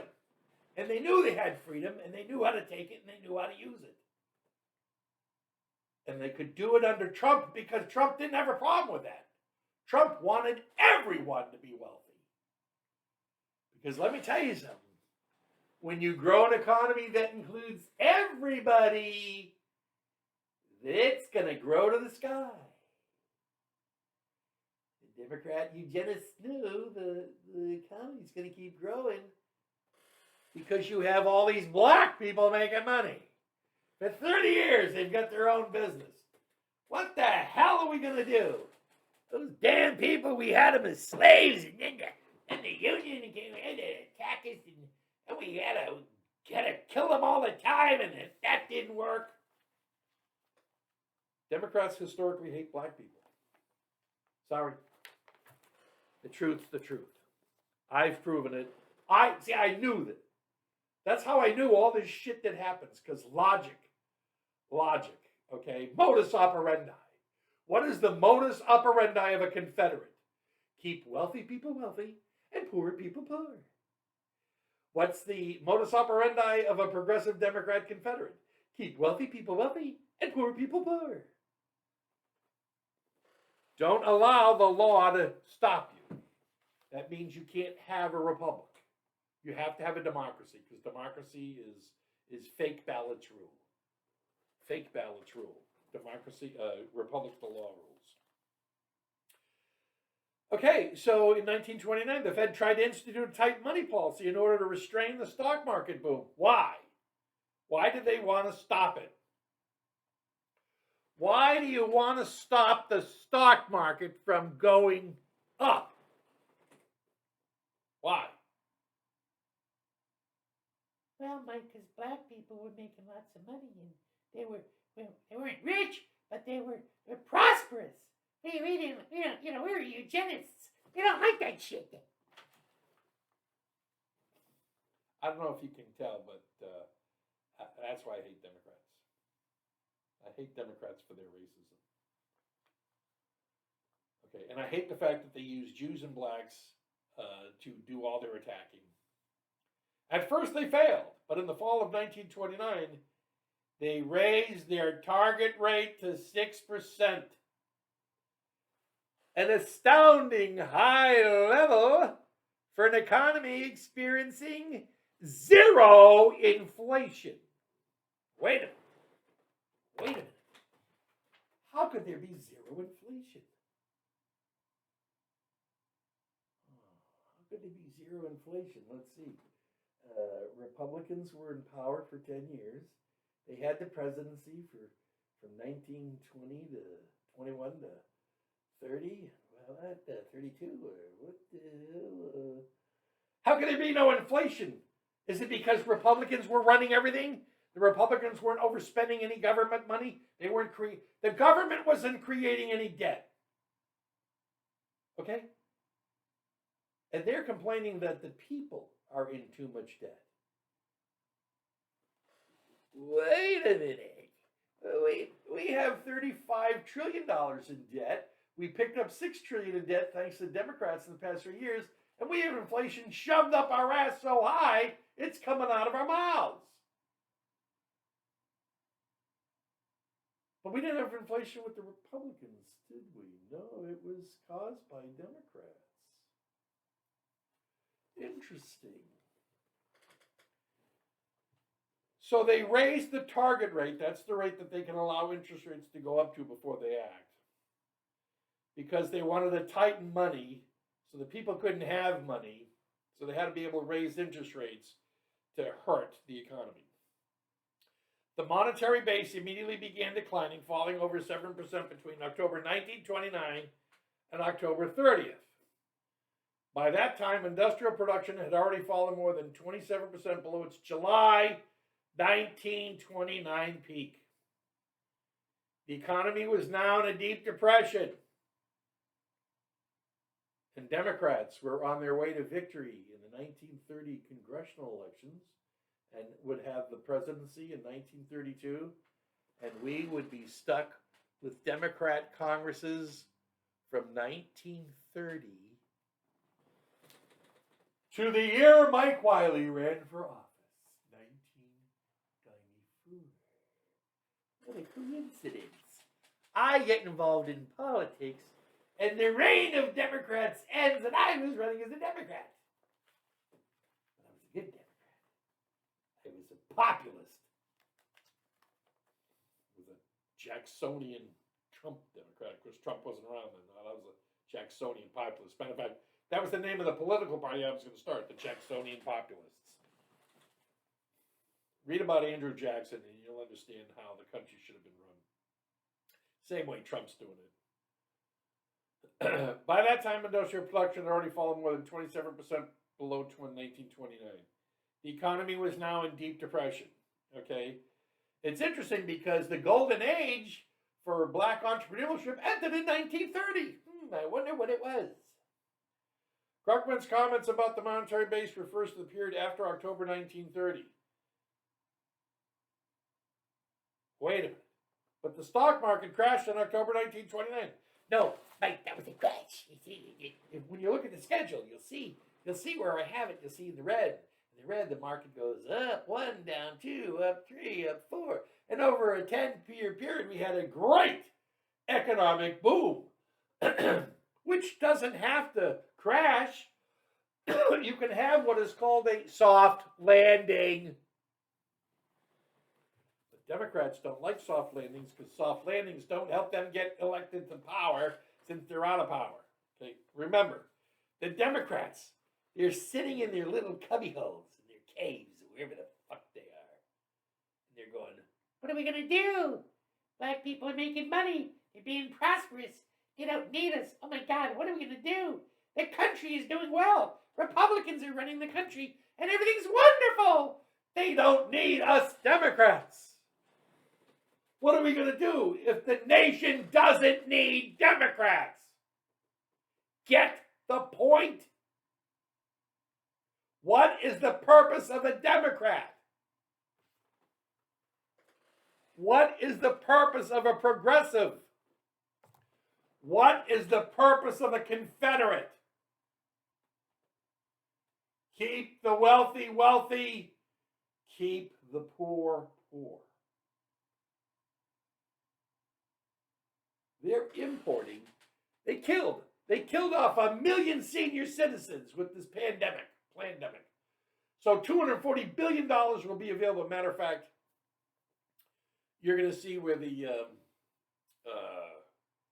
Republican Congress has come up and said that the cost for the millions of imported illegals is $450 billion.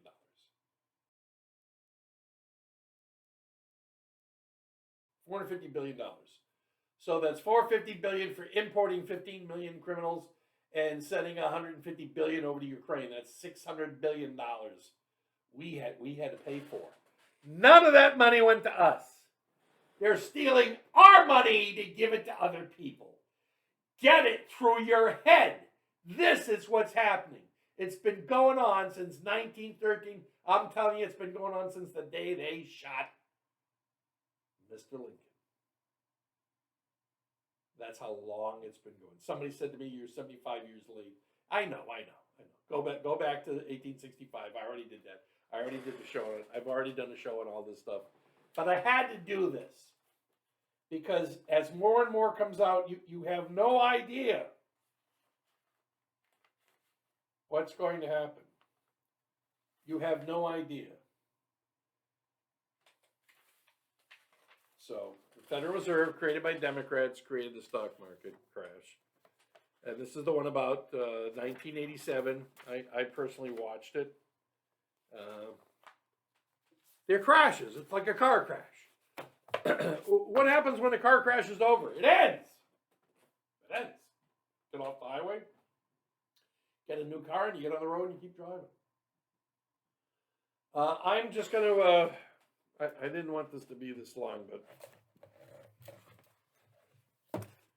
I basically have covered... I got to cover one thing, okay? Obstruction of justice. This is the impediment of government activities. This is the phony, fake bullshit they're using to arrest Americans who had nothing to do with January 6th except to visit the Capitol. They were visiting the Capitol. They didn't know that the FBI was hiding in the Capitol. 200 of them were dressed as Trump supporters to get them arrested. Okay? That, of course, is entrapment, and they're all free. But they're not in the United States of America. We have to get a hold of the ambassador of the District of Columbia and ask them to send our American people back to the United States of America, because the District of Columbia is not part of the United States, and it needs to be readjusted down to what it was supposed to be, not to be an empire. Okay? Nancy Pelosi is so guilty on all this stuff. Okay. Now I just gotta mention one thing. I came across, now I did this thing called the previous show we did was the Great Depression, Great Divorce. We need to separate from the Democrats. That's understood. Their way of life, their Confederacy is different. We have to go back to separating from them. That we can do. I've already done a show on that. That was actually the previous show that we did. Okay, and I showed exactly how to do that, this precedent set, and I'm going to begin working on that. Okay, I found these guys. It's called Tactical Civics, and some guy wrote a book about it. Now there's an organization called Tactical Civics. I just have a couple of reservations about these guys. Number one, I wrote to them and said, hey, I've already covered what you guys have been doing about a year ago. When I first started doing my show, I came up with the concept of going to the counties, thanks to the Suffolk Resolves. You want to read about the Suffolk Resolves and my Concord Resolves? They're on my website. The Suffolk Resolves were written in 1774 by Bostonians. The 2025 Concord Resolve was written by a Bostonian, me, on what we have to do. Okay, we basically have to recognize that the federal government doesn't exist as a federal government to the United States. It's a separate entity run by the Confederacy. And we have to get rid of it and rebuild it. And the only way to get control of the country is to go back to the counties, just like they did in 1774, start the revolution. We go back and take over the counties. We got county judges. We can have county grand juries and follow the Constitution. It's not difficult at all. Now, these guys have been doing it. The guy that wrote this book, Tactical Civics, A New Way of Life for Responsible Americans, I was reading this comment. He goes, chieftains in banking, oil, war, insurance, and other industries laugh at our ignorance and shuffle puppets for another election. Despite his non-politician's promises, Trump will be just another Carter, Reagan, Bush 1, Clinton, Bush 2, or Obama. Unless we, the people, repent, think tactically, and make history. I guess he was wrong about Trump. Now, I'm only going to say this one thing. I won't hold this against this guy. When Trump first came out, I actually thought he was fooling around. I didn't think he was real. And then, once I realized he was real, I did something that a lot of people know about, but it is part of federal election history. I ran for president of the United States in 2016. It was actually 2015 when I ran. And I signed up and I decided to run for president. The idea was not to win, because there was no way I was going to win the Democratic primary. But my goal was this, was if I could go in and get the Wiley Democrats, that's the Wiley people in Florida, who voted for me. They were gun owners. They were God and Country Democrats. That was a group back in the 30s. God and Country Democrats. Democrats that love God and love the country. I know they're still out there. And so I filed the paperwork to run for president of the United States as a Democrat. I was living in Vegas. I knew that the Democrats were cheating, and I knew that because they were making the first debate in Vegas, where they could load it up with Hillary Clinton clones. And my goal was to try to get on that debate, which of course I couldn't, because nobody would have recognized me, even though I had run in 1994 as a Democrat U.S. Senator and surprised everybody by almost winning the election on just $15,000, okay, which I was a viable candidate, and they knew that. But I then began to do my research, and my goal was, and I'm telling this strategy because this is what I was thinking. Yeah, I'm not a lunatic. But I wanted to capture the Rust Belt. Okay, I wanted to capture Michigan, Ohio, Iowa, Pennsylvania. Okay, the Rust Belt, that area of blue collar union labor. Because I was the son and grandson of Teamsters, and when I ran for Florida, I had the Wiley coalition were blacks, gun owners, and labor. And with labor is small business. Don't discount small business from labor, because it's the same. Okay, same coalition that started the Revolutionary War.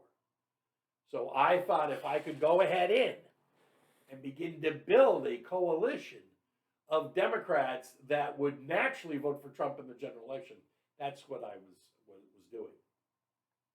And then it got to the point where I found out that there were no more white people in the Democratic Party organizations of those states. Evidently, Barack Obama removed white people. He's the one that removes white people. Gets them out of the commercials, he gets them out of everything. Obama hates white people. Obama's a racist. Okay? Obama is a racist. Granted, his mother was white. Holy shit. But he's Looney Tuned. Okay? We know what he does for fun and excitement. He's a Looney Tune. But evidently, every one of those county organizations, I took the time to look them up because I knew exactly how to introduce myself. And that's when I found out that there was every organization you could think of except an organization of white people. Except if they were veterans. Then they were counted as veterans because veterans is the voting group. See, Democrats separate people by voting group. Okay. And white people aren't a voting group. White people don't vote like white people. Black people tend to vote like black people, but they're breaking away from that. Hispanics, same thing. It's all falling apart. This whole scam's been falling apart. But I did have a problem with the guy that's now running Tactical Civics because he said to me, "Well, we appreciate your interest, but we're on a couple of shows and we're going to stay there." And I thought to myself, okay, so this guy evidently isn't a genius. Because if he was a genius, he would know that if you're trying to grow an organization, you need to have exposure. Okay, that's understood by everything. He doesn't want to be on my show. Okay. Don't be on my show. I don't care. Okay. I don't make it a process of trying to get people on my show because I do my show. I don't like having guests. I don't like doing interviews. I like presenting the facts to people and let them decide whether they're going to act or not. And that's what I do. Okay. Right. Obstruction of justice, that's where it all falls apart. They all committed obstruction of justice. And they all went after Trump for obstruction of justice. Obstruction of Congress, okay?